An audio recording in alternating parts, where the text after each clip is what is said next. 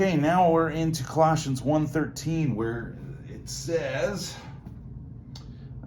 let's start at verse 11. It says, "May you be strengthened with all power according to his glorious might, for all endurance and patience with joy, giving thanks to the Father, who has qualified you to share in the inheritance of the saints in light.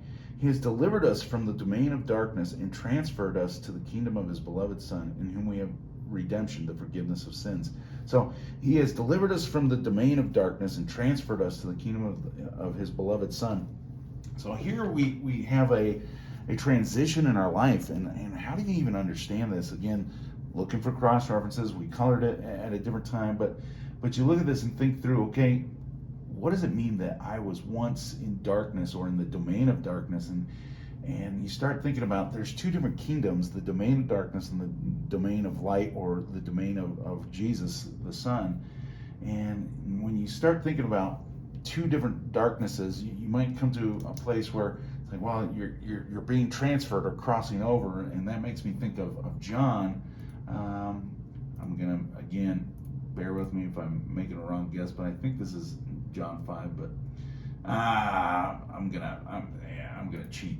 Well, it's not really cheating. This is what you do. But crossed over is the term I'm thinking of from John. So John 5:24. Yeah, I would have spent a while just trying to scroll through. So John 5:24 says, "I tell you the truth, whoever hears my word and believes him who sent me has eternal life and will not be condemned. He has crossed over from death to life."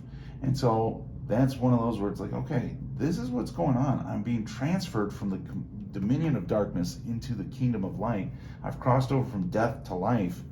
And as I think that through, and you go, okay, but who's this kingdom? Where's this kingdom held? Another passage that comes to mind is in Ephesians. I believe it's in chapter 1, where he's talking about the one who rules the air. But again, I could be blowing it big time. I think it's, let's see. See, this is where I could be searching it forever, but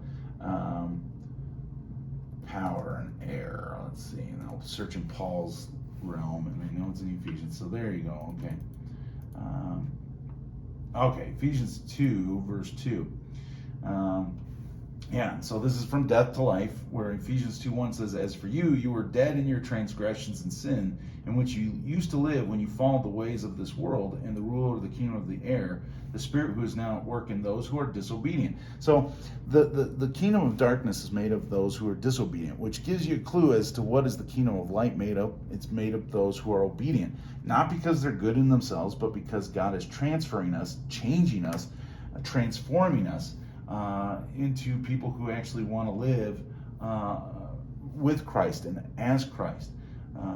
And so he goes on in Ephesians where it says, "All of us also lived among them at one time, gratifying the cravings of our sinful nature and following its desires and thoughts. Like the rest, we were by nature objects of wrath. But because of his great love for us, God, who is rich in mercy, made us alive with Christ, even when we were dead in transgressions. It is by grace you've been saved." So here you get this cross reference to verse 13, where this crossing over is from death to life, but it's also from disobedience to obedience. It's from being an object of wrath to an object of mercy. I mean, there's a lot of things going on that really Colossians is referring to, but a lot of the cross references that you look up may actually give you insight to go, wow, that's what he's doing when he's taking me out of this domain of darkness. When we once walked in darkness and now we walk in the light, there's a whole different life. There's a whole different experience. There's a different way of living. And that's where, again, you could go to Titus 2, 11 to all the way to like 3:8, where it talks about the grace of God appeared, showing us his grace, basically teaching us to say no to ungodliness, and goes on. We were once like that. We were once in darkness. We hated each other. We were hated.